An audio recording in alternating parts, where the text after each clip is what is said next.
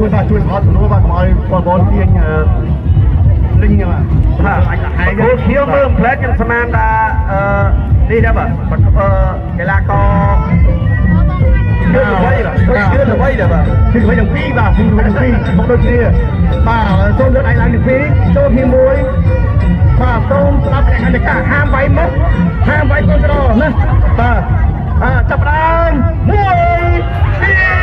3វាយលេងអោយដាក់ទៅមកភ័ក្រនៅរៀនដាក់ដាក់មើលអត់ទេអត់ទេបាទតាមតាក់គេបាទតាក់គេមកតាក់គេអាចដឹងលទ្ធផលបាទបាយសេរីបាទហាតែខាំមែនណាបាទចាប់ដើមទៅដាក់ទៅអូទៅញ៉ាំបាទញ៉ាំអូគាត់វិវាចឹងបាទអូបាទអូឯងមកខាងខាងទៀតតឯងខាងទៀតបាទអូគុំគ្រូបាទអត់អាចទៅឲ្យដាក់ទៅបាទបាទគូអមមើលបាទ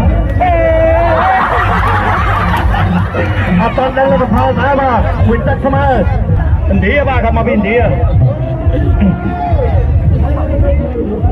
មកវិញចាញ់ញ៉ាំមកវិញទឹកទី1ទឹកទី2ឈ្នះអ្នកម្ដងបាទឥឡូវទឹកទី3ជីទឹកដាច់ព្រាត់បាទលើអីឡើងព្រមព្រៀងចាប់ឡើងដាក់ចុលមួយបាទអូបាទឃើញគូនេះវាយព្រឹកខ្លាំងទេបាទអូបាទបាច់ឆ្លាបាទអូ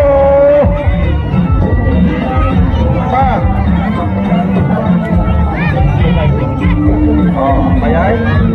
បាយហើយមួយបាទយល់ហើយតែម្នាក់ទៅបាច់ពេញខ្លួនហាមវាយកូនណាហាមវាយកូនហាមលេខចាប់ភ្នែកហាមទៅទៀតបាទកីឡាករទាំងពីរកំពុងសម្លឹងរកវិញចំណុចបាទលាក់ដោយសារគាត់វាយពី3ទឹកបាទ3ទឹកក៏ខ្លាប៉ុន្តែលឹងសឹកហើយបាទដៃបាទអូបាទដៃបាទអូញ៉ាក់ស្អាតបាទអូបាទអូទៅទៀត